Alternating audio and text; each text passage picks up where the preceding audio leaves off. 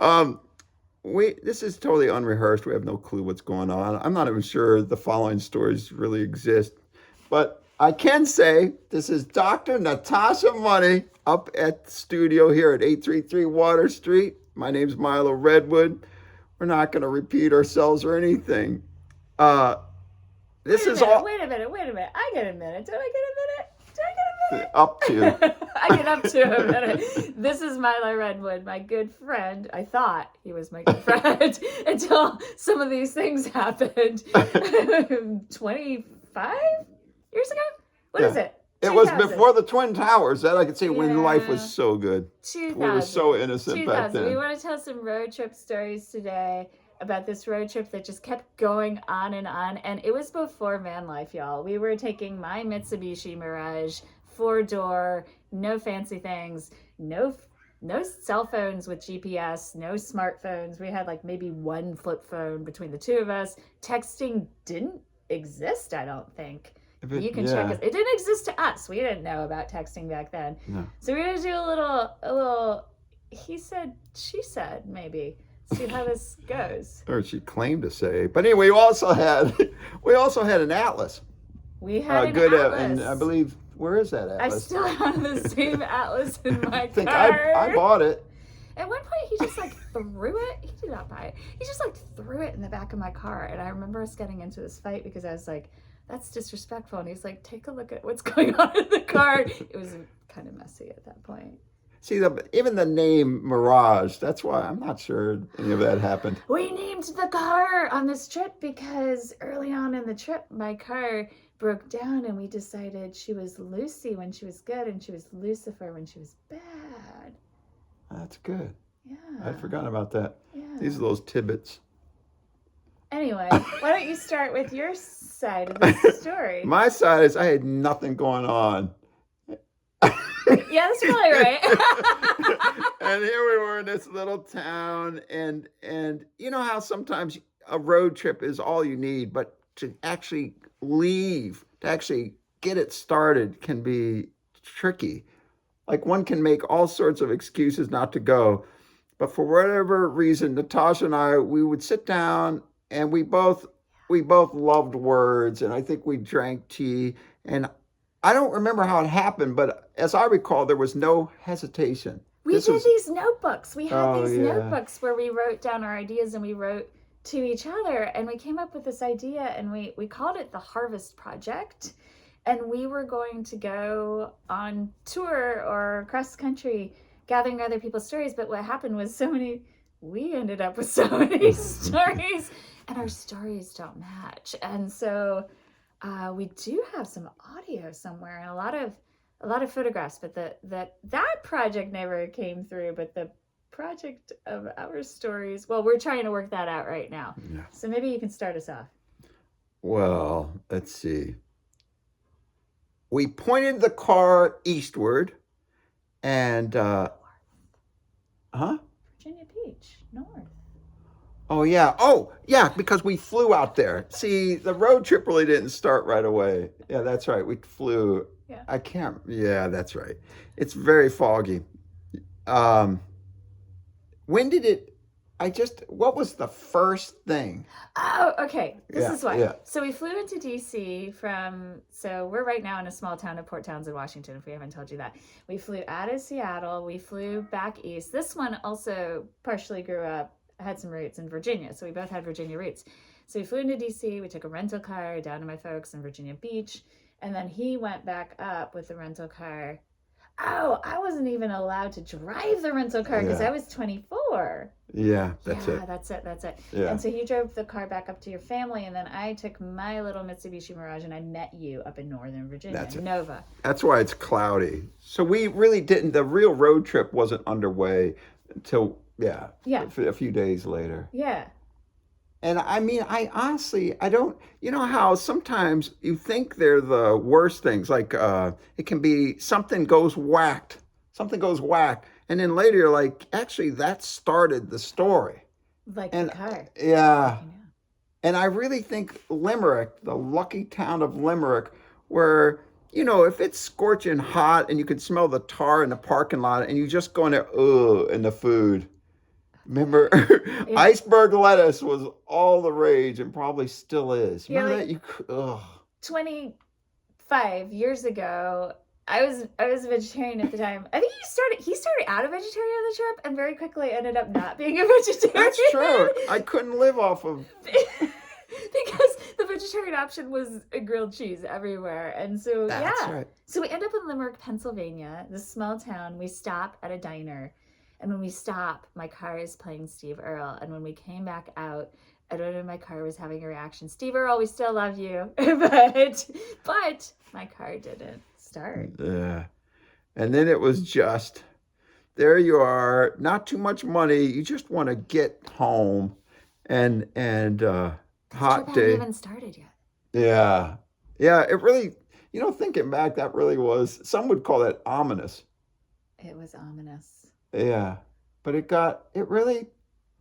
was the start. It was the start. Yeah. There was something about an apple tree and us sitting below it, and there was a moment of, this feels biblical. And don't roll your eyes this soon, but it was magical in a certain way, very new agey, because really the magic started happening after the car didn't start. And that's it, y'all. Like back then, we maybe we already said this. We had an atlas, we had a flip phone, and you had to rely on other humans and the goodness of people who you didn't even know. Yeah. There was no talk about politics or anything like that. It was the decency of humans to help each other. And strangers. Strangers. Like complete 100% strangers. Yeah. And they would not let us starve to death or go even unhoused. Well, let's talk about what right. happened. Well, we just tried the old battery, Usually you try the easiest fix. And there was a shop right across the street, and Natasha kept saying, it's not the battery. But I learned to ignore her early on the trip just to make things simpler. For her own best interest, I just, bing, bong. And early on I said, I will pay for a ticket for you to fly back. Because this is just, I thought you were close to me, but now you're just too close to me. So. That's actually, yeah. If you want to get to know someone, take a road trip. Yeah, it's totally, yeah. Without GPS. Yeah. So I think I spent her money, bought the battery, did no good at all. Then this part is fuzzy, right? All I know is it was a hot day, and I remember we took shade under an apple tree, a wild apple tree. She did the Eve thing at one point. What? And then, but we were lost and confused, and this is why there's no clarity. There's no clarity. No. We ran through the story a few months ago, and we couldn't really figure out what happened. But at some point, we end up across the street. There is an indoor farmer's market, I think like year round. It is the summer, by the way, y'all. Yeah. It is hot. It is humid. It is nasty. We're talking like the kind of 90 degrees or more and like 80-90% humidity, which just does not make some people very happy. No. Especially when you're broke down. When you're broken down. In a weird town. I mean, not a bad town. There were some tears coming. At that time, there were some tears coming. And so we end up inside this farmer's market, and we meet this lovely older woman. I think she was maybe Irish. Yeah, there was something. I think she was Irish. And she says, we tell her our story, and she says, I know exactly who you need to meet. She hooks us up with this young woman. I was 24 at the time. We haven't figured it out. We are not doing the math. He was a bit older. And this young woman who may have only been less than 20 years old, she had her act together. And she heard our story. She went to her family, and she negotiated with them that we could stay in their castle for a couple of nights. For free. For free. Yeah. You want to talk about the castle? What that was like? I mean, I just remember it being a center block structure, very simple, a block house, but up. And so you had to walk up this ladder, no guardrails or anything. You just had to walk up a ladder, and then you had almost like a tree house made of center block. And I got the idea that it was a party house for her brothers and their friends. It had the feel and actually smell of old beer. I mean, there were some unsavory posters going on upstairs. Oh, yeah, that's right. There's a lot of trust to go inhabit this castle, because the castle, like you said, I mean, to me, it was like a structure of a garage or something, and you're clicking and clacking up this aluminum ladder, and you're wondering, like, I'm wondering things like, are they going to take the ladder away in the middle of the night, or there's no bathroom up there, so what happens, like, are we going to get stuck up here? Are we going to become Netflix wasn't a thing, so it wasn't like, are we going to become a Netflix documentary? That wasn't a thing back then. Are we going to be in the newspaper in a few days? Like, made some really bad decisions, but we didn't really, we were trusting, and they were amazing humans. Yeah. And we ended up there a couple of days, because I think you were saying maybe it was the weekend. It seems like a part had to be ordered, a module for the car, and it seems like we were delayed. Yeah. Three days maybe. Yeah, and we were going up to Philly to see my friends. At some point, I think we did that while I think the car maybe even took a week, to be honest. I think we went up, we stayed up in Philly for a minute. Right. Yeah. Maybe even went up to Boston and then came back down.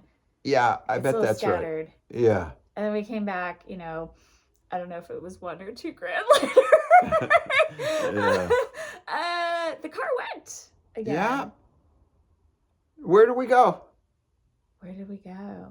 Eventually we ended up going, oh my gosh, my geography, up to Michigan in Canada. What is that? We did. The 2? Oh yeah, that's right. Highway 2, a little blue highway that goes along the top, and yeah, that's right. And at some point, we end up in Wisconsin.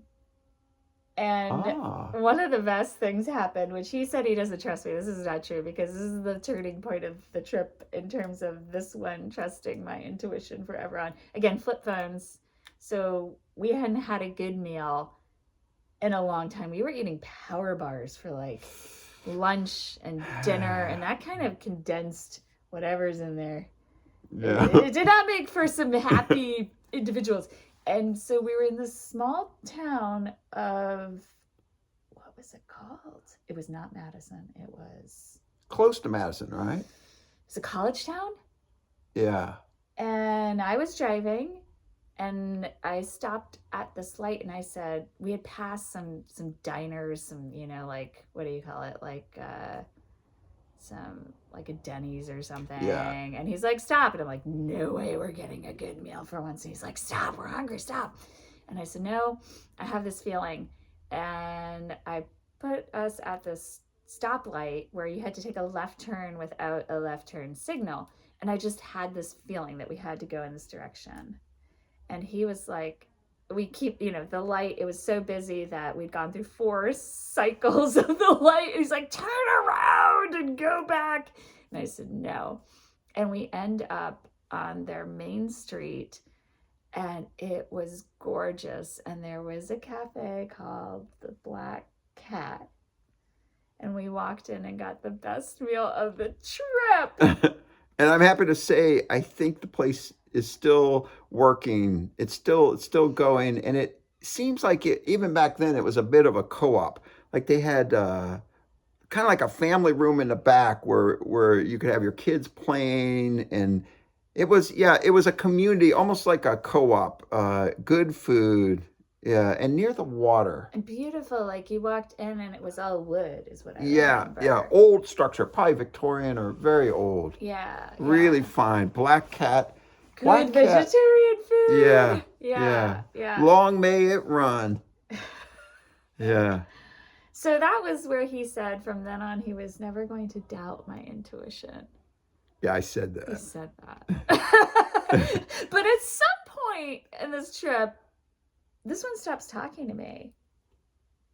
Yeah, I'd said everything I wanted to say. But he doesn't just stop talking to me. He has this little notebook and I'm driving. And what he does is he starts looking at me and just like scribbling down furiously. I don't recall. Like, and examining me. So I did the only thing I could do, which was to just talk at him nonstop until he finally broke. Yeah, that sounds about right. It sounds about. You are stuck in a very little area, just flowing down the highway. Stuff is going to crack. Yeah. Like what? She kept throwing my journal out the window, and then I'd jump out of the moving car to go get it. Like this happened many, many times, as I recall. Mm-hmm. Where are you going with that? Yeah, that's a good question. Yeah. So then we got home, right? Oh, there's a lot that happened between that. So a few things happened. Like we bragged about not getting speeding tickets. Bragged about not getting tickets.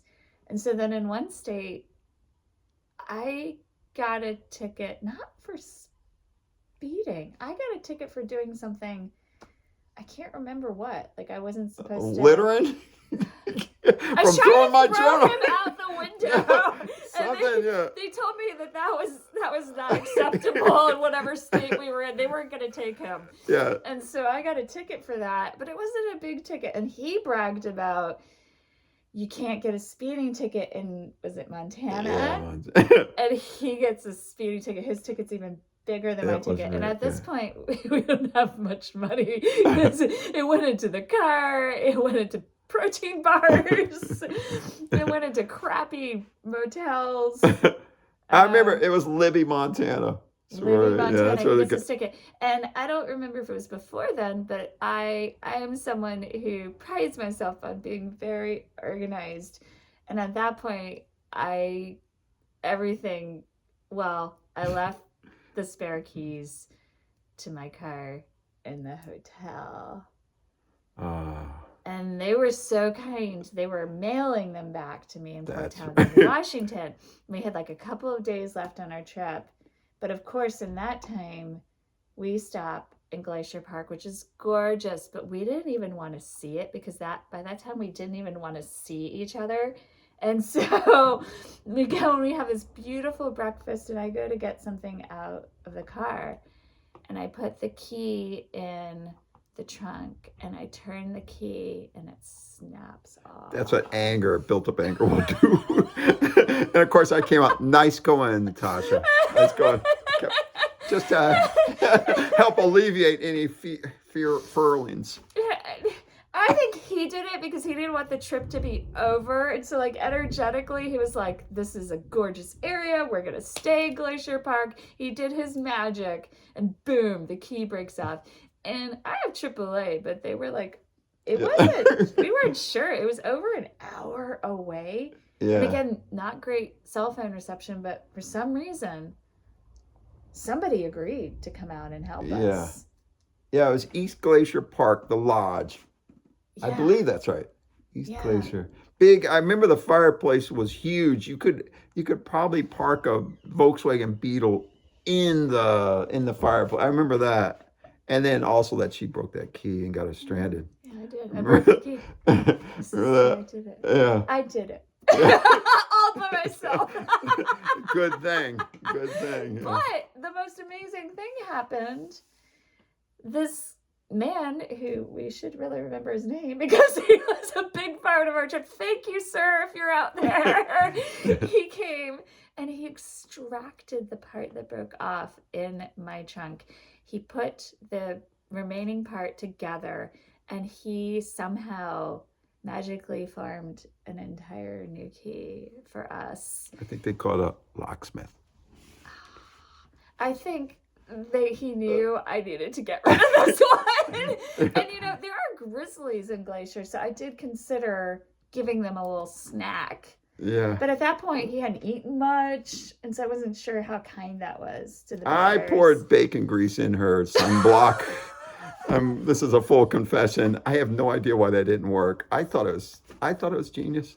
Honey and bacon grease. That's a true story. She's like, I don't know. What SPF is this? Why do I smell so weird? Something smells in the car. Now, I'm pretty sure I did say that. Something smells in the car, and everyone is required to wear deodorant. I did make that a rule. I remember that. You didn't like that rule, but no. It was my car.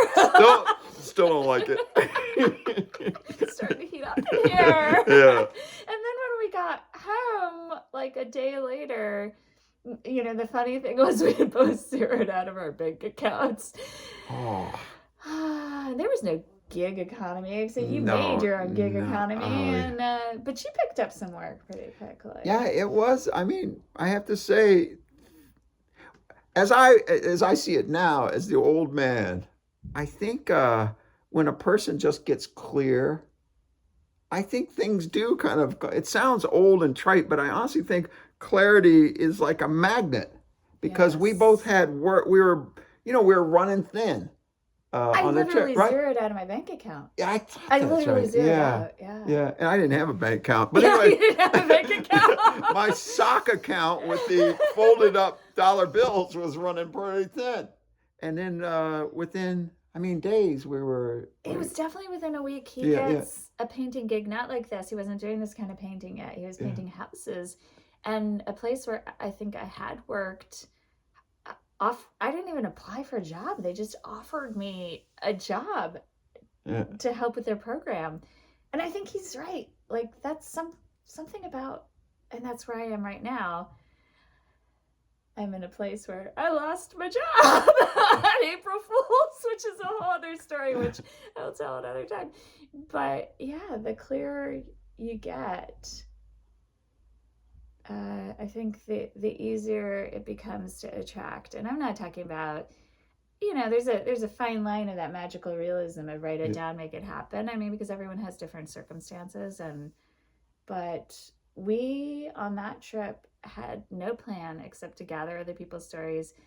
That didn't necessarily work out. We gathered our stories, which we're still working 25 years later. But what we had on that trip was the sense that everything was going to be okay, despite our bickering. And seriously, like at least twice I gave him an offer. I said, I will drive you to an airport and I will pay for your ticket to fly back. And he was like, no, why did you say no to that? That's haunted me ever since.